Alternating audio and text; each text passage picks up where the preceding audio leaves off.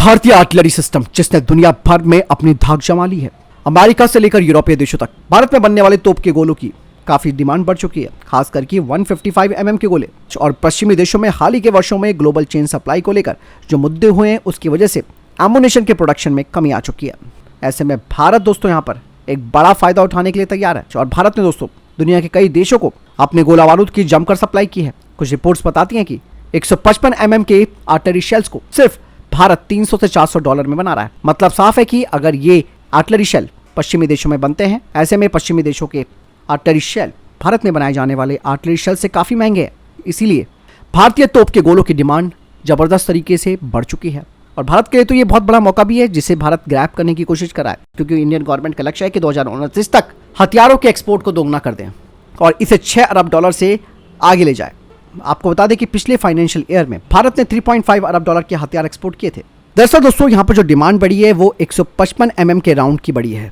हाल ही में दोस्तों भारत की एक प्राइवेट सेक्टर की कंपनी SMPP, उनकी तरफ से कहा गया है कि इस तरीके की बदलती हुई जियोपॉलिटिक्स और स्थिति को देखते हुए हम आर्टिलरी राउंड्स की भारी मांग देख रहे हैं, यानी कि डिमांड काफी ज्यादा हो रही है। आपको बता दें कि भारत की कुछ गिनी चुनी कंपनियां हैं जो कि इस तरीके के आर्टिलरी शेल्स बनाती है, जिसमें कि SMPP, म्यूनिशन इंडिया लिमिटेड और अडानी डिफेंस लिमिटेड शामिल है, जो कि ग्लोबल यानी कि वैश्विक जरूरतों को पूरा कर रही हैं।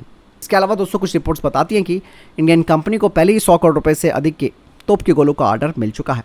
पश्चिमी देशों के हथियार भंडार में लगातार कमी हो रही है, वजह है यूक्रेन की जंग।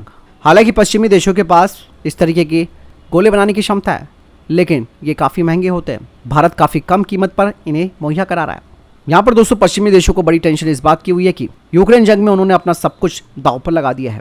वहीं दोस्तों कुछ एक्सपर्ट्स बताते हैं कि भारत की प्रोडक्शन क्षमता में कोई कटौती नहीं की गई है, इवन ये जानते हुए भी कि चाइना और पाकिस्तान के साथ भारत का तनाव है।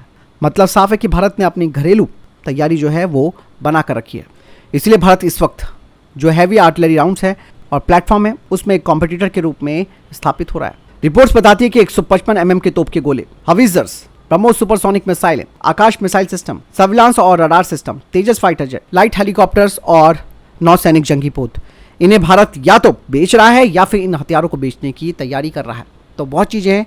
मतलब साफ है कि यूरोपियन कंट्रीज भारत से लगातार संपर्क बनाए हुए हैं, भारत से आर्टिलरी शेल्स खरीदना चाहते हैं, खास करके 155 mm के। और बहुत चीज़ें इस वक्त पब्लिक डोमेन में अब आ चुकी हैं कि भारत डायरेक्टली यूक्रेन के लिए अपने हथियारों को यानी कि अपने आर्म्स एंड एमुनिशंस को नहीं भेज रहा है, क्योंकि भारत चाहता नहीं है कि रशिया के साथ उसके संबंध खराब हो। लेकिन भारत को भी यहाँ पर सोच समझ कर अपने हथियारों को एक्सपोर्ट करना चाहिए। रीज़न भी देखना चाहिए कि कहीं इनका इस्तेमाल रशिया के खिलाफ तो नहीं किया जा रहा। लेकिन अभी तक जो भारत के पास जानकारी आई है वो ये है कि यूरोपीय देशों के पास हथियार भंडार खत्म हो रहा है, आर्टिलरी शेल्स की कमी हो रही है, वो भारत से इन्हें खरीद रही है ताकि अपना जो स्टॉक है उसे बनाए रखा जा सके। हालांकि क्या सच है क्या झूठ है वो तो आने वाले वक्त पर पता चलेगा, लेकिन इतना है कि इस वक्त भारत का जो डिफेंस एक्सपोर्ट है वो लगातार एक बड़ा उछाल मार रहा है।